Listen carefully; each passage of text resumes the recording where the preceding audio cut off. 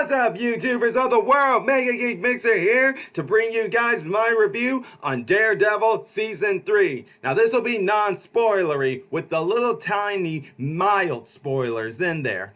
But for the most part, it's non-spoilery. I'm not going to give you the full, complete details of what's going on in this season, but I will just say that this season just made Daredevil even better than it was before. Seasons 1 and Seasons 2 were great, but this one just upped the ante big time. Yeah, for some of y'all who were hearing about some of the news reports before Season 3 of Daredevil came out, y'all will know that in Season 3, they did their version of Daredevil Reborn Again, or Born Again, whichever way it was said, but I believe it was spelled Daredevil Born Again. And basically, it was about him finding himself again, especially after the tragedy that happened in the end of Defenders. Now, as y'all saw in Defenders, he was believed to be dead, but he actually survived. And then he was brought to a church where a woman named Sister Maggie was being called upon when he was finally being woken up. And then, first off, in Season 3, we also knew Wilson Fisk was returning, but we were also being introduced to Bullseye.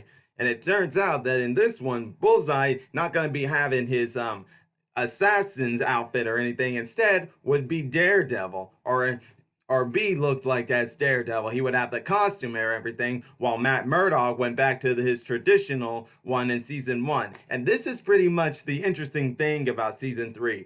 It pretty much takes these characters that are in Season 3 who have been there in Season 1, it takes them back to some of the things they went through in Season 1, and it comes back to haunt them or attack them in different ways. Especially with Karen, yeah. And let me just say, we get even more information about Karen in this season than we already have in Season 1 and 2. I mean, sure, she plays both big roles in Season 1 and 2, but in Season 3, she played an even bigger role. And I mean, let's put it this way. In Season 1, we were introduced to her, and she was working with Matt Murdock and Foggy Nelson to take down Wilson Fisk. And then there was that whole thing with Murdock and Nelson business they had going on with her as their secretary and everything.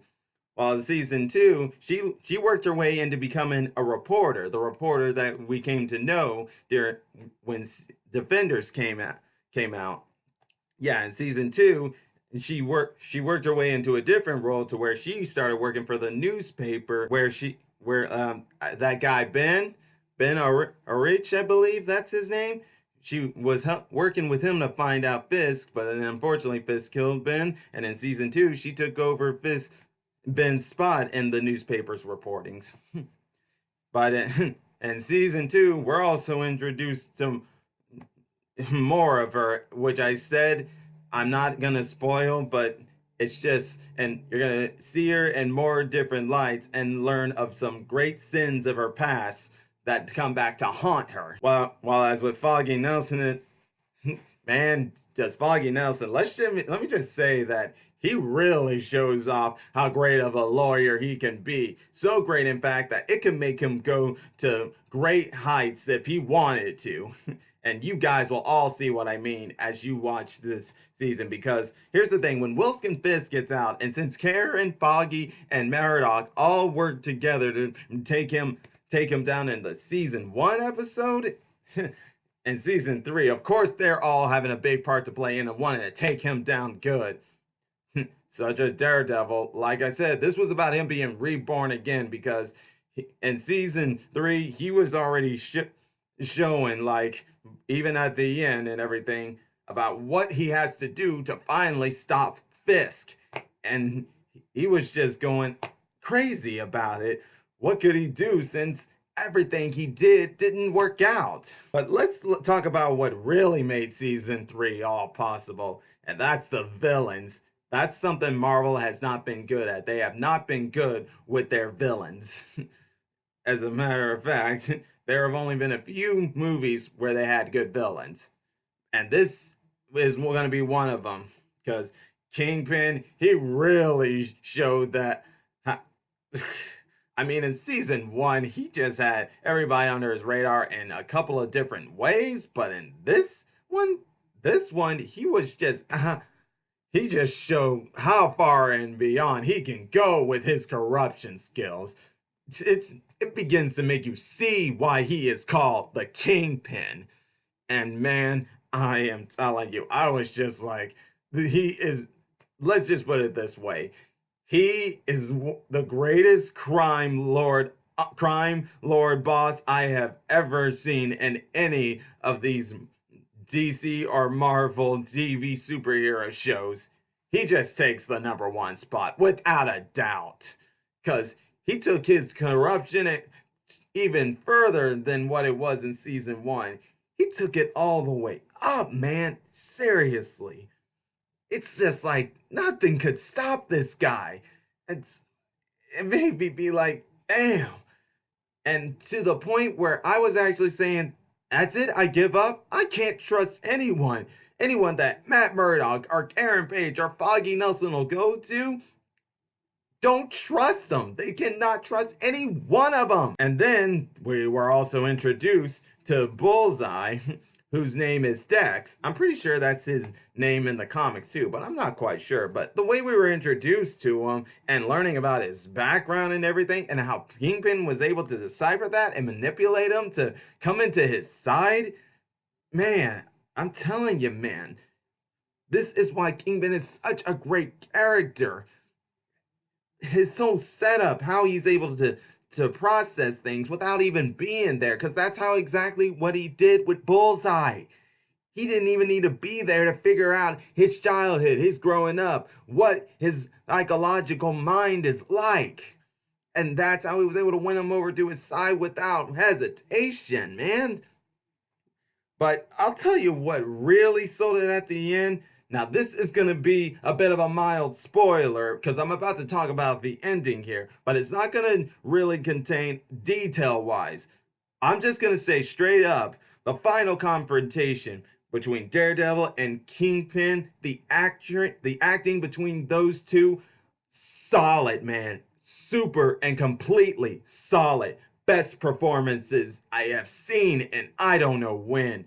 You could just feel the emotion in it when those two were going at it, and when they were at the spot where